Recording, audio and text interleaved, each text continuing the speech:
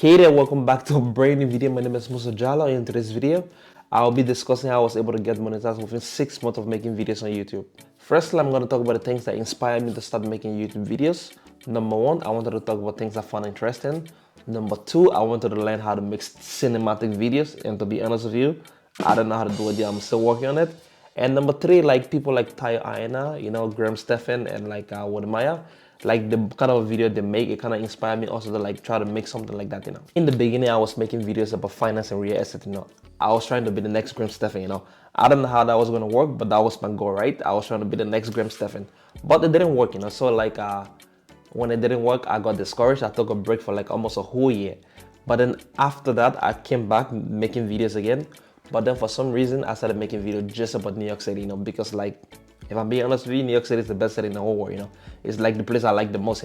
So I started making videos about New York City, and then there was no traction. I make like almost like, I think 50 reaction videos, because when I came back, like the videos like this wasn't working, right? So I was like, let me try reaction video, because I was like chasing the views. I was like, let me try making reaction videos, and my reaction video was like exclusively about New York City, but still it wasn't working. So I had to stop again and go back to the drawing board and figure out a new plans. Don't get me wrong, I really love New York City, and I feel like it is the best city in the whole world. I would love to live there one day. But when I was making those videos, right, it didn't feel genuine to me, because one, I haven't been to New York City. So like my reaction didn't feel like it was genuine. It didn't feel like it didn't feel like I knew what I was talking about. So I had to stop that also. And I started making reaction videos about Africa, In South Africa, I see, because like when I started reacting to like South African content, that's when for me, my channel started to like blow up a little bit, at least compared to what I was having, because normally I have like maybe 5 to 10 views. But then when I started making videos about South Africa, I started getting like 400, 500 views, 1,000 views, So for me, that was like crazy.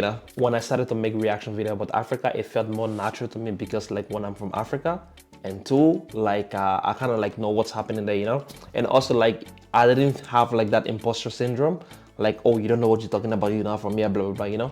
Like for me, I feel like I can criticize Africa as much as I want, because I'm African, and I know like things can get better, so like I didn't feel like that imposter syndrome. So like in other words, when I started to make videos about Africa, it felt more natural to me. It felt like, okay, yeah, you know what, I think this is like what you're supposed to be doing. You are from Africa, talk about Africa, promote Africa in a more positive light. Because if I'm being honest with you, there is not a lot of positivity about Africa on the internet.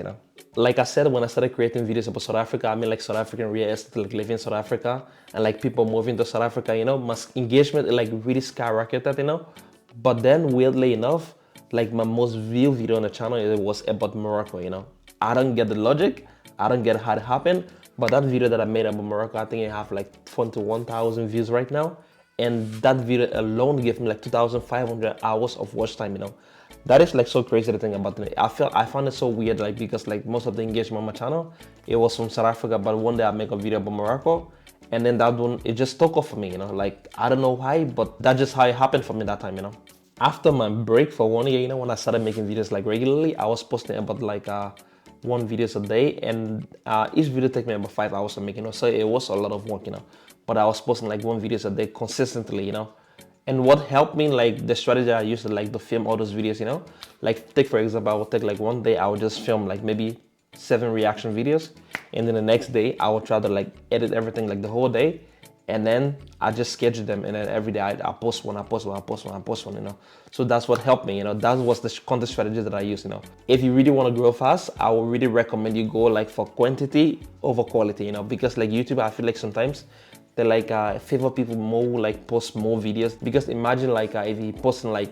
one video a day or 2 videos a day, and you're getting like 500 views per day, that's a lot, versus if you're posting like one video a week and getting like 500 views, So that's a really big difference, Deep down, I knew like posting 7 videos a week wasn't sustainable, right? So my plan was, as soon as I get monetized, I'm gonna like reduce the amount of video that I'm posting on a daily basis, and then like try to like up the quality, So like reduce the quantity and increase the quality, In the beginning of your YouTube journey, one of the most important thing is audience engagement. I'm gonna tell you why that is like so important, YouTube, they like track how people like your video, how people dislike your video, how many people are commenting, how many people are replying to comments, like, so it's like really, really so important, Like me, I even took it like a step further, So like if like somebody take their time to go to my Instagram and send me a message, I even reply them, I talk to them, because like really, really so important, like people engage with your videos, even like the negative comment, you know, like on my video, because like people they like say a lot of negative things, you know, but I don't care, you know. I still like try to like respond to them in like a respectful manner, you know,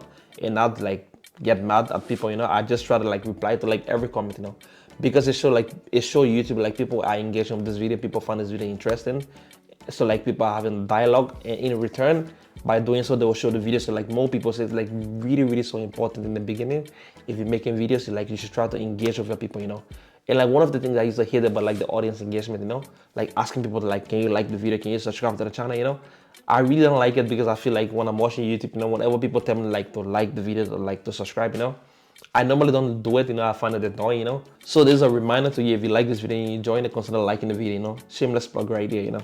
Another important thing I almost forgot to mention when it comes to audience engagement is to ask questions, you know.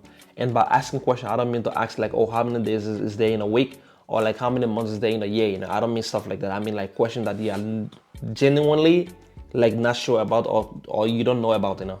Take for example, like if you ask people questions, you'll be surprised how many people are willing to answer you, you know. Like trust me, you know, and all that help of engagement, you know, because like sometimes in my videos, people used to write like paragraph like this, you know. Some comment I had to like literally like take my time, sit down and read and understand before I can respond to it, you know. When I started making YouTube videos, I bought a lot of fancy equipment. I bought like a DSLR camera, I bought like 3 different lenses, I bought like a micro lens, I bought like a portrait lens, I bought like a wide angle lens.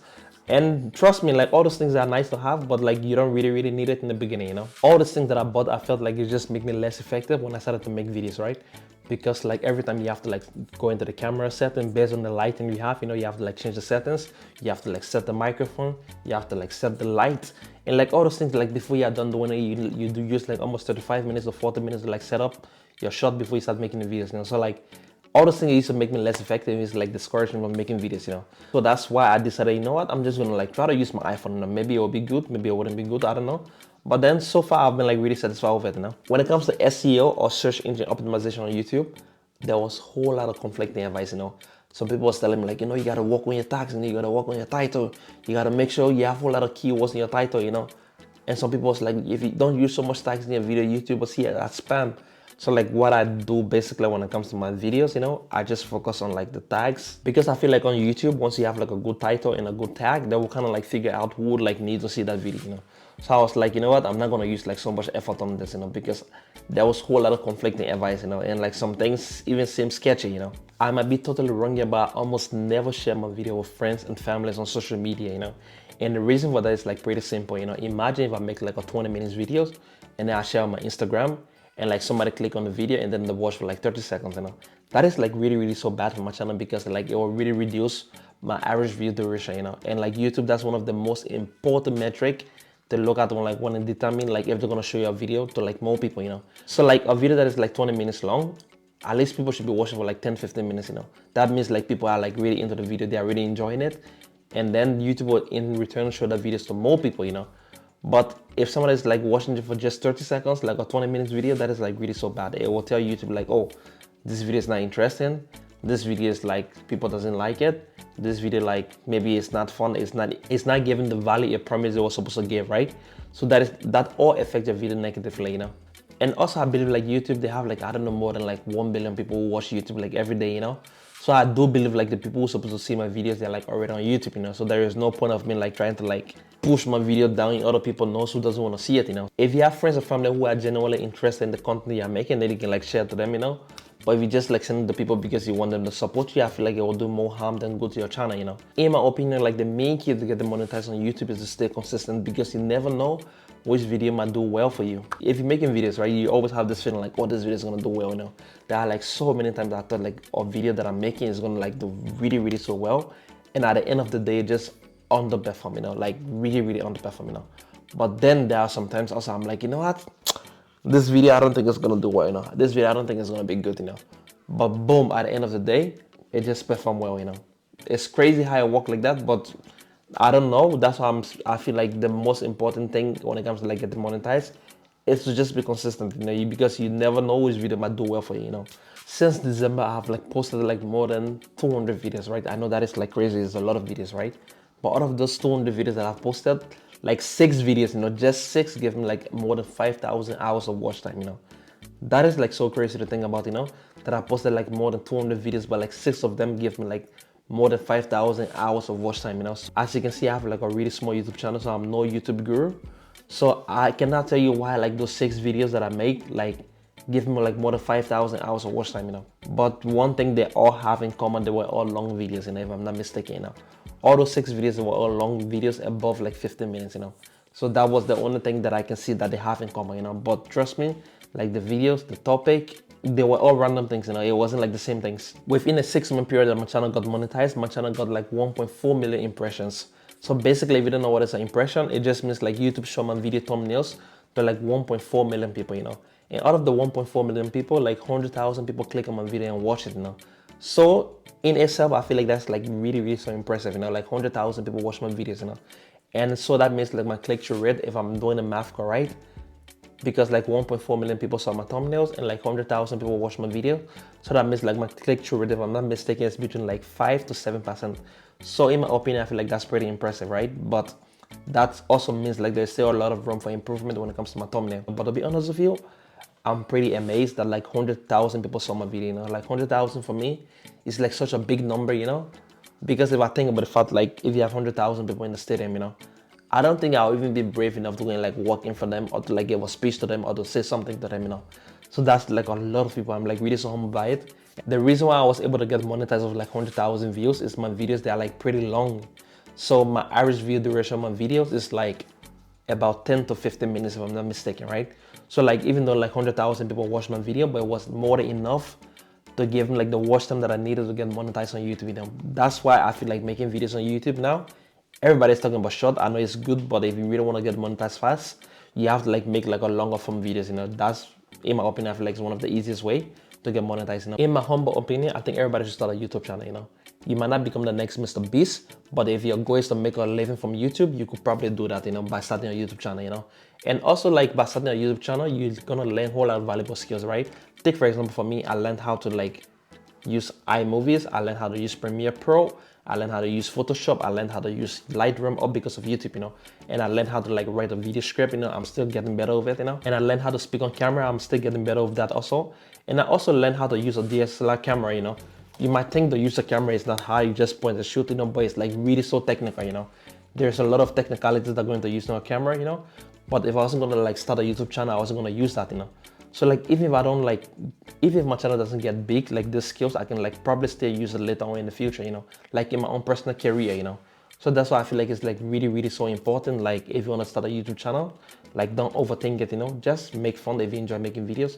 Make videos and make fun and put it outside, You never know, You might become the next Mr. Beast or you might not become the next Mr. Beast.